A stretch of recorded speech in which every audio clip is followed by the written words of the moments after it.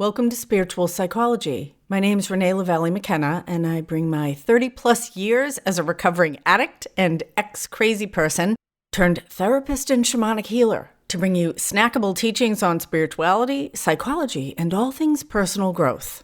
And today I want to talk about the idea of never enough. And this concept runs two directions. We can consider that we never have enough, like the idea you can never be too rich or too thin, and our consumer culture and our desire to consume can set us up with a perspective of endless need, infinite choices, and a perpetual sense of dissatisfaction. Because at least from my perspective, that desire to consume or energy of consumption usually can't be filled by the information, the money, the power, the material goods, or the relationships that we pursue. So that's never enough from an inflow perspective. And the other dimension of never enough could be seen as the outflow dimension, in the idea that I'm never enough. I never do enough. I haven't achieved enough. That there's some endless carrot I'm pursuing that has to do with my own worth and value and how I move myself through the world as a person. Now, one of the tenets of Buddhism is that attachment and desire are the root of suffering. And that may be true, but attachment and desire are also the fuel for progress and evolution. And if we look at reality on this plane of existence, we're in a constant flow of infinite exchange. We breathe in and we breathe out. We eat food. It produces energy. We can store some as fat. And we excrete the rest. And this design is very instructive that we're supposed to take things in and put them out. It nourishes and drives our life force in almost every area of our life and puts us in a state of perpetual contact, integration, and conversation with the larger sphere, the universal life force. So we're supposed to consume and produce, just like we consume oxygen and produce carbon dioxide, but it's our relationship with consumption and production that causes suffering and discord and dysfunction from my perspective. And this idea of never enough is a perspective. Just like the old adage, when I look at a glass of water, is it half empty or half full? And when I view any aspect of my life as being enough at this moment right now, it instills an attitude of peace, gratitude, groundedness, and hope. And when I view the glass half empty, whatever the particular glass may be, money, relationships, property, prestige, then it creates an experience of lack, of need, and fear. If the glass is always half empty, I will never be satisfied. And being satisfied is an excellent place to be. I was talking with a good friend this week whose name is Thor. And we have a running joke, Thor needs to do more. And he was talking about how this internal dialogue that he needs to do more is how he pushes himself. And he's a super high-functioning person in almost every area of his life. But like many, many people, there's a constant sense of dissatisfaction, an inability to celebrate and acknowledge the tremendous success that he has. And the problem with viewing the world through the lens of never enough is that it becomes an operating system that is insatiable. I used to go to the dog races sometimes, and they have this little electronic rabbit, and the greyhounds chase it. And they never get to catch it. Now, the people who own the dogs and bet on the dogs might have a sense of who won, but I seriously doubt that that is the dog's experience. And although keeping ourselves in a position of perpetual dissatisfaction can move us forward, it comes with a pretty big price tag, that we never get to truly enjoy the fruits of our labor. My friend was saying, but if I let go of the desire for more, what will drive me? Maybe I won't do anything. And my experience is that is simply not true. I did a podcast on the inner critic. In fact, it holds a whole chapter in my book. It's podcast number 28. And this idea of not being enough, doing enough, or having enough is very similar to inner critic energy.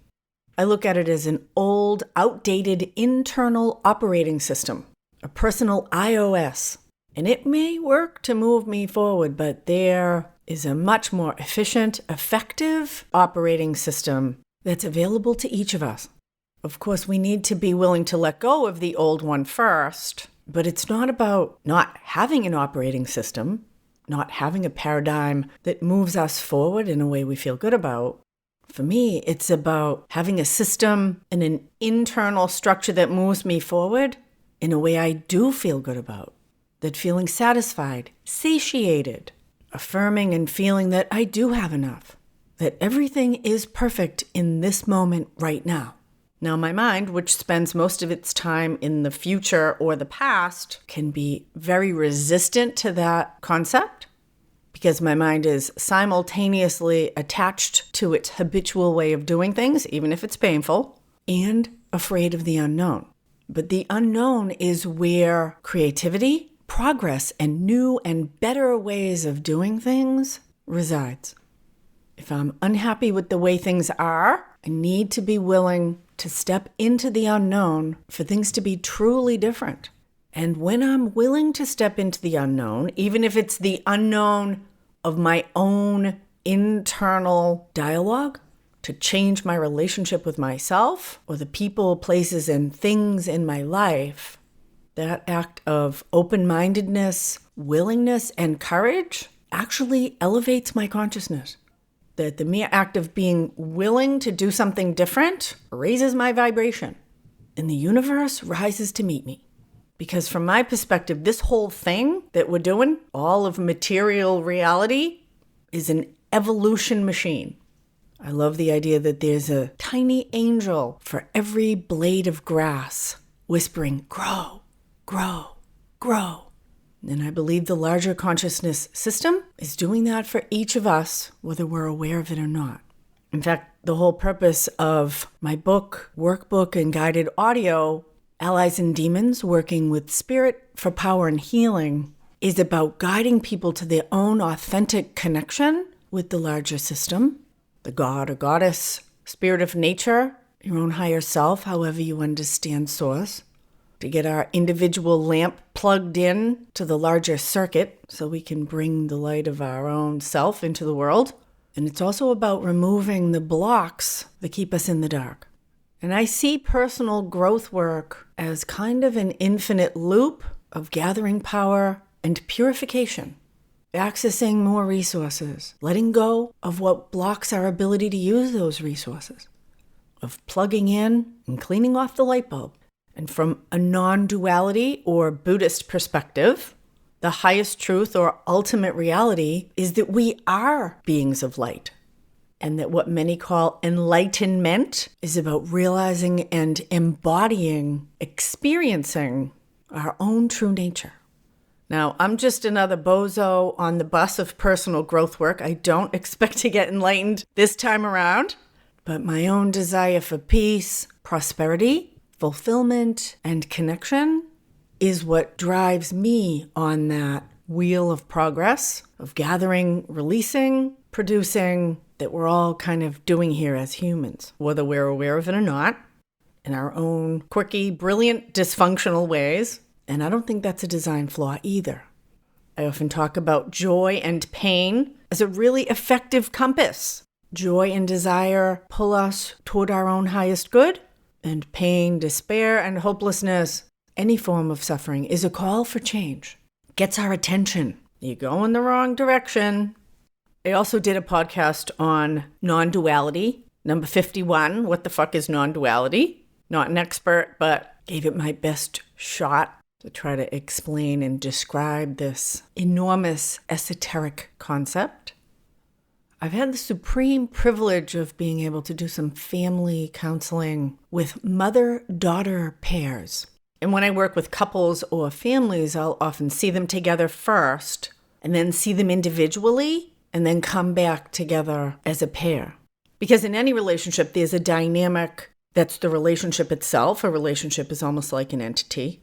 And then there's what each individual brings to it, both constructive and destructive.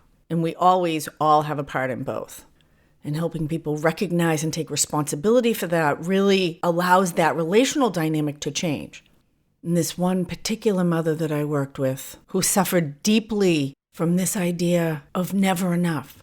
She carried a deep sense of inadequacy herself, which she was always trying to outrun, but it also drove her to want to be a better mother. She was a beautiful and loving person. She said to me, "Renee, I feel like my life is a never-ending checklist, and I'm afraid I'm going to die with a bunch of boxes checked off and without really experiencing this amazing relationship with my daughter." And her daughter was an amazing person. I have to tell you, I don't think I've ever met anyone who wasn't amazing. Honestly, when you look deeply enough. But this woman was really confronting her perfectionism, her own unworthiness, and this perpetual striving that she was passing on to her girl, and she didn't want to do that. And it was causing dissonance and anxiety in this really beautiful and high-achieving high schooler. And we were able to talk about it together. And the daughter, of course, already knew this about her mother. But when they were able to discuss it and the effects that this never enough had on both of them, love, understanding, and compassion began to take the place of this driving, striving, always slightly disappointed, never enough energy. And it was really beautiful. And I'm not going to tell you that it was all completely resolved, but the dynamic between them changed dramatically. And they became able to name it both within themselves and between each other, and to discuss what was truly unmet expectations and needs, and what was this kind of insatiable drive for more. And so I encourage you to consider your own relationship with the proverbial glass of life in any area. Is it half empty or half full? In this moment right now, is there enough? And if there's truly not, what can you do about it? Or is there a hunger that cannot be filled? And if there's a hunger that cannot be filled, or a hole that leads to a bottomless pit that we're trying to fill with people, places, things, prosperity, drugs, alcohol, Instagram, news, the solution is to either dive in that hole and see what's really going on, which is what good therapy's about, and most good spiritual practice. Or maybe you just close that baby up and do it different. Because whether you believe it, feel it, or experience it, you are enough right now. And in this moment, no matter what is happening, everything is perfect to move us forward in our own evolution. Thank you so much for listening. If you like this podcast, consider sharing it with a friend or giving a good review on iTunes. Deep gratitude to my supporters on Patreon. If you want a free download of the first chapters of my book, there's a link in the show notes. And I'm doing Instagram lives a couple times a week at 9 a.m. Pacific. You can check me out at Spiritual Psychology, spelt like this podcast. If you want to find out more about how spiritual psychology work might be helpful to you, or learn about my mentorship program, shoot me an email, info@reneemckenna.com. Blessings on your path until we meet again. This is Renee LaValle McKenna for Spiritual Psychology.